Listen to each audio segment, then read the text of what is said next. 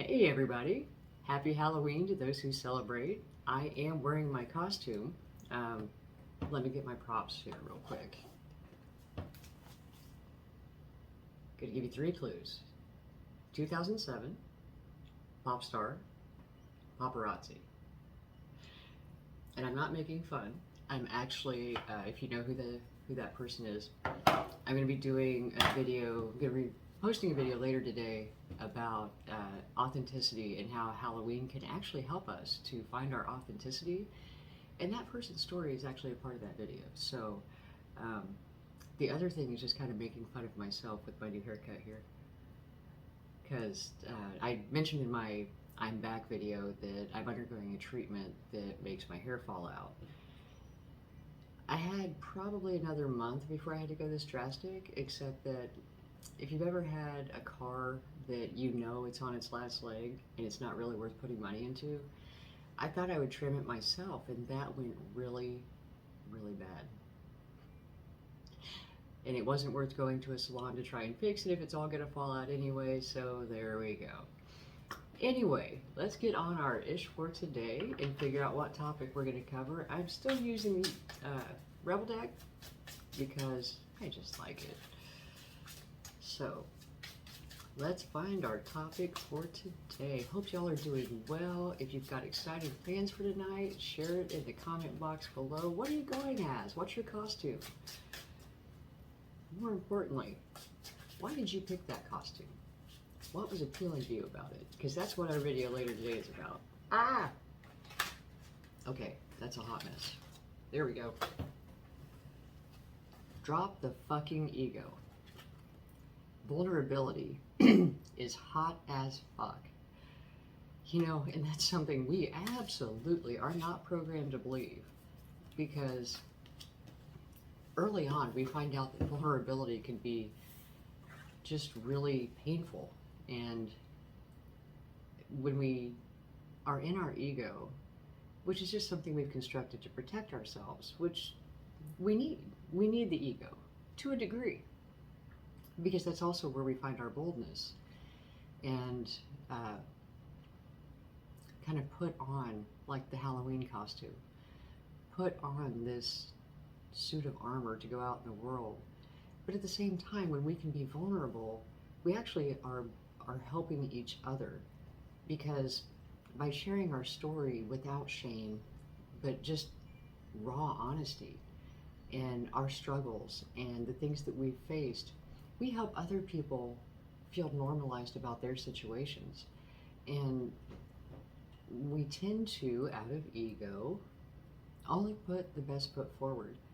And we don't, you don't post on social media when you're having a massive breakout on your face, or you just bounced a check because you didn't calculate your savings right, or whatever the case may be. We don't put our weak points out into the world. And when we hide them out of ego and trying to appear a certain way to others, we rob each other of the opportunity to share the experience that may help someone else overcome the same burden, the same issue, the same hurdle that we've already faced. But because of shame and guilt, we hide those parts of ourselves.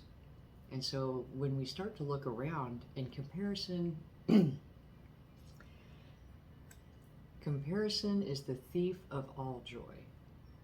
When you start to compare yourself to others, you are just asking to hurt your feelings. And I have said that many, many times. I have hurt my own feelings. Because if I look at my situation and compare it to this person over here, I'm not seeing what's below the surface. You can interact with people every day and not realize that they are struggling to keep it together, that they are going through something so massive they don't know how they're going to get through it. Because I know I very much can be that person where people will think everything is perfectly fine and not know that I just spent 10 minutes bawling my eyes out in the bathroom over some situation that I'm dealing with that no one knows about.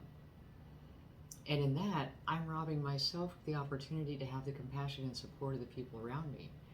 But I had believed growing up, and I kind of touch on this in uh,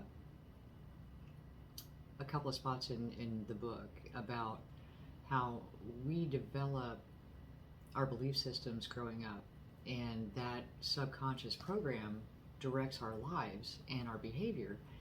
And when I was growing up, I had developed this idea, and it's a story, I won't put all of it, but developed this idea that being strong was valuable. Weakness was not acceptable. And expressing strong emotion like anger was okay, but crying was not okay. That was not acceptable. So I have gone through the majority of my adult life hiding my emotions, hiding any signs of weakness, and only projecting the strongest points of myself forward. And I know one of my coworkers had mentioned, it's been a few months now, I was going through a lot in the spring of this year with the move and the illness and all this kind of stuff that we were trying to deal with. And she looked at me and she was like, "You are so strong." And I was like, "Oh, girl, no, you don't even know." I'm like, "You're only seeing me after I've put myself back together. You didn't see the meltdown that I had when this situation came up, or, and even though I'm not, at this point, I'm still not comfortable sharing that publicly. Like, I'm not going to just sit in the middle of the parking lot at work and fall apart. But I am going to share that no, this is not how it started. This is the end result after I managed to get my shit back together." And that's the kind of vulnerability that I'm talking about, is just letting people know, like, look, this is what you see right now, and I've got it together. 20 minutes ago, not so much.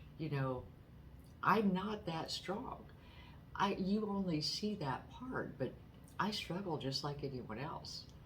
And I think that's where it's like, drop the fucking ego. Let's let each other know that our lives aren't perfect. We're all struggling with different challenges, and we can support each other through it if we'll just admit that it's happening.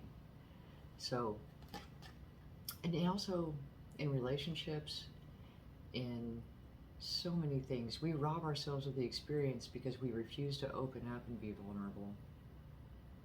We feel like being vulnerable opens us up to damage, and it does. But if you won't open up, you can't experience the joy of love, of connection, compassion. And that's at the heart of our humanity. So, especially today, because today you can dress up and be whatever you want. Drop the fucking ego. Be you, be real. And if people have a problem with it, say, well, it's Halloween, I can be whatever I want. And then work on trying to embody it every day without an excuse. And present the whole you, the real you, the true you to the world. Granted, you're not going to post on Facebook like, some horrible thing that just happened or some dumb thing that you did. You might.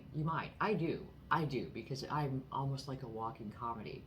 It's just how my life goes. And so I do share that because people find it entertaining.